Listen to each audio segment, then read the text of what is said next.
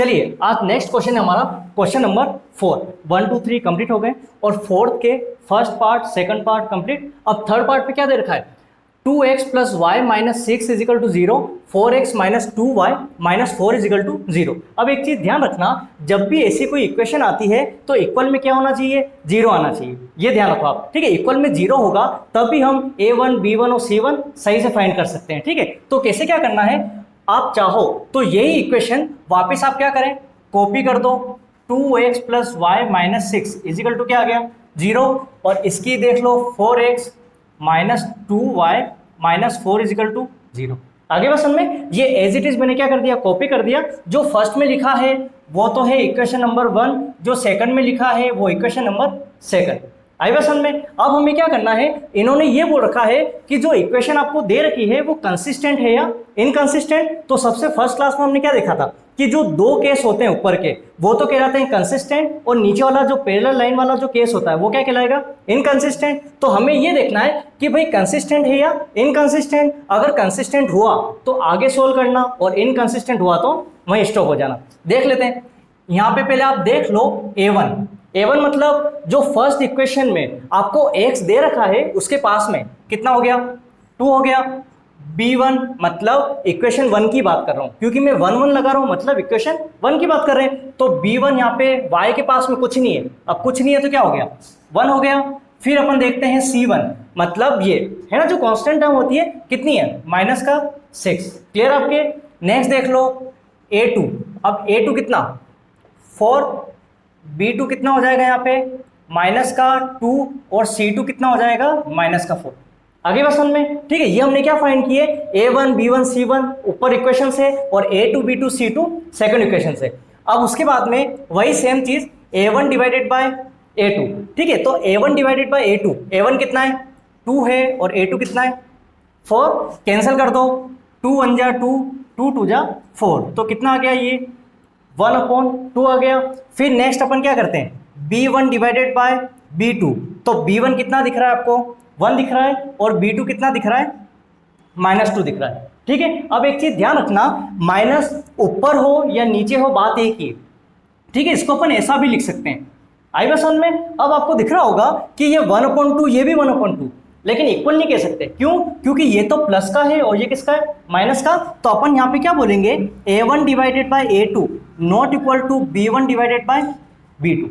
आगे बात समझना आपके, नॉट इक्वल टू क्यों बोला, क्योंकि ये प्लस का है और ये माइनस का है। और c1 c2 पे हम क्यों नहीं पहुंचे, क्योंकि यही इक्वल नहीं है। तो जब यहाँ इक्वल नहीं है तो आगे जाके अपन को क्या करना है ना, तो ये आपका ये आ गया। अब जब ये केस होता है इसको अपन क्या बोलते हैं, इंटरसेक्ट लाइन। जब इंटरसेक्ट करती है लाइन तो वो हमारा आंसर क्या कहलाता है, कंसिस्टेंट।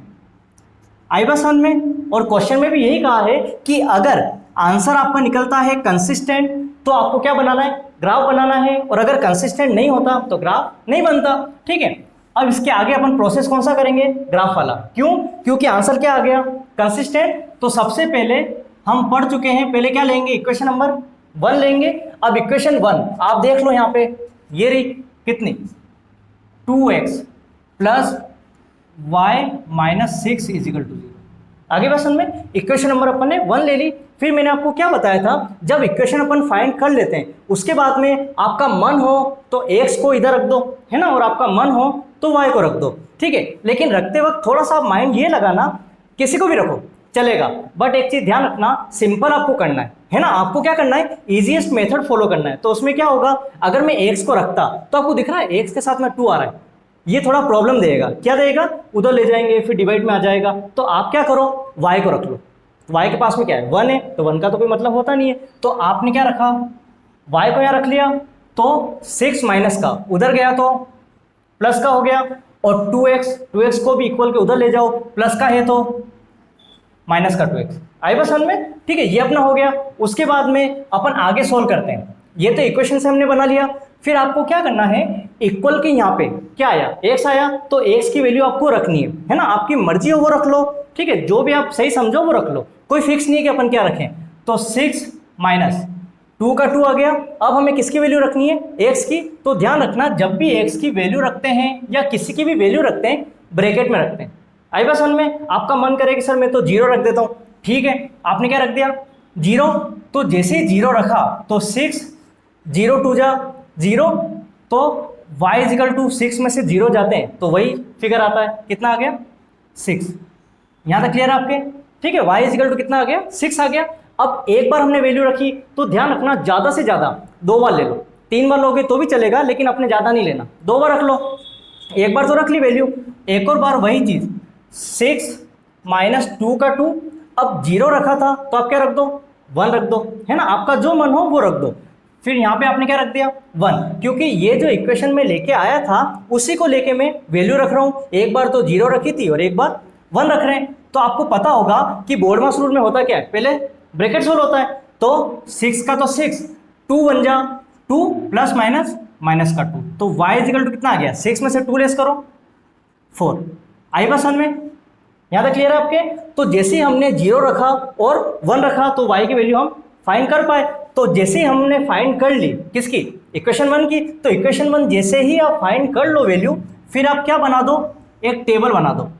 ठीक है, एक टेबल बनाई, उसमें हमने 2 चीज़ ली थी, एक तो लिया था x और एक क्या लिया था y की, सॉरी यहाँ पे क्या है x है, x की वैल्यू कितनी रखी 0, तो जैसे ही x की वैल्यू मैं 0 रखता हूँ तो y की वैल्यू कितनी आती है 6 आती है।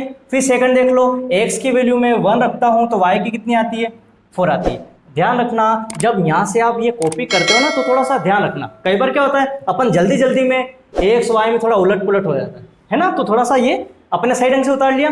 अब अपन आते हैं इक्वेशन नंबर फर्स्ट हो गई, इक्वेशन नंबर अपन सेकंड पे आते हैं। ठीक है, सेम प्रोसेस है, देख लो क्या दिया हुआ है 4x माइनस 2y, यहाँ पे 4x minus 2y minus 4 equal to 0। यहाँ तक क्लियर है आपके? ठीक है, अब क्या करना है, मैंने आपको क्या बोला, x को रखो या y को रखो, आपका जो मन करे वो रखो, लेकिन जो इजी मेथड हो उसको फॉलो करेंगे अपन। अगर मैं y को रखता हूँ, y माइनस का दिख रहा है तो क्या y में थोड़ी प्रॉब्लम आ सकती है, तो अपन किसको रख दें, x को रख दो। आई बस में कोशिश करो कि भाई माइनस वाला फिगर नहीं आए, माइनस का लोगे ना तो भी सोल्व हो जाएगा। ठीक है, तो मैंने इजी कर दिया, x को यहाँ रखा, x वाले फिगर को, 2y माइनस का उधर गया तो प्लस का हो गया, और माइनस 4 उधर गया तो प्लस का 4 हो गया।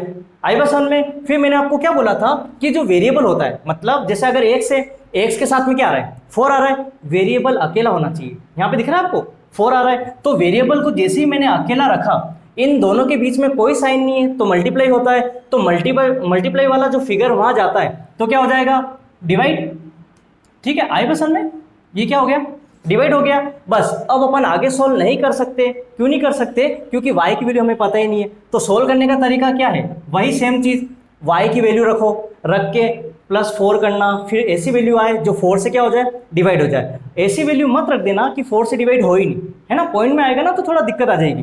तो आप क्या करो 2 है, अब एक चीज सुनो, यहाँ पे मैंने वैल्यू क्या रखी थी 0 फिर 1, मतलब आगे आगे बढ़ना है, ऐसा नहीं कि हर एक इक्वेशन में 0 रख दो, ऐसा नहीं तो वही आंसर आएगा। अब यहाँ पे अपन 0 रख सकते हैं, क्यों रख सकते हैं, क्योंकि इक्वेशन नंबर 2 कर रहे हैं अपन, ये नहीं कि भाई सर इक्वेशन 1 में तो कर दिया था, है ना, ये 2 है तो यहाँ पे मैंने 0 रख दिया और प्लस 4 और डिवाइडेड बाय 4। आई बस में तो x इजिकल टू 0 को 2 से मल्टीप्लाई किया, 0 प्लस 4 अपन कितना आ गया 4 आ गया, तो x इजिकल टू 0 में किसी भी नंबर को प्लस करता हूँ तो वही नंबर आएगा 4 डिवाइडेड बाय 4, कैंसिल कर दो तो x वैल्यू कितनी आ गई 1 आ गई। आई बस में? ठीक है, अब वापिस एक बार तो हमने रख दिया है, अब आप क्या करो नेक्स्ट रख लो 2, मतलब इसी की बात कर रहे हैं अपन, है ना, y की जगह पहले 0 रखा था। अब एक चीज सुनना, एक बार अपन मन में करके देखते हैं, अगर मैं रखूं 1, क्या रखूं 1, तो देखो 1 रखता हूं, 2 1 जा 2, 2 प्लस 4 6, और 6 डिवाइड बाय 4 नहीं होता, है ना, तो 2 देख लो, 2 2 जा 4, तो यहाँ पे अपन 2 रख देते हैं, क्या रखा 2 रखा और प्लस 4 डिवाइडेड बाय 4।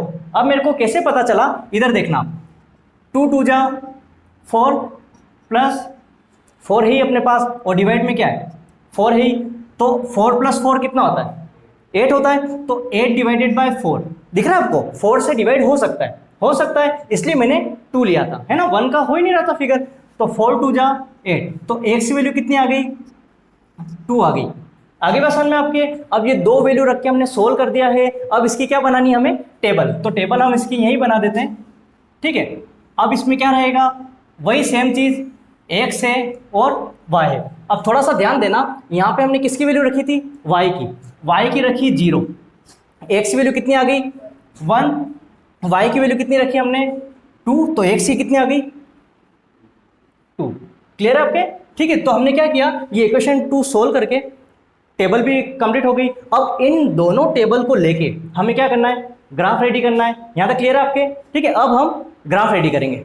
चलिए अब देखना, क्वेश्चन हमारा कंप्लीट हो गया। अब हम क्या बना रहे हैं, ग्राफ बना रहे हैं। अब ग्राफ में आपको मैं बता चुका हूँ, एक तो वर्टिकल लाइन होती है और एक लाइन कौन सी होती है, हॉरिजॉन्टल होती है। ठीक है, 2 लाइन हो गई। आपको ये तो पता ही होगा, ये एक्स वाली लाइन है पूरी, वो एक्स है, ये क्या है एक्स डैश है, ऊपर आपको पता होगा वाई है, और ये क्या है वाई डैश। ठीक है, एक्स डैश वाई और वाई डैश। ठीक है, ये होता है अपना ओरिजिन।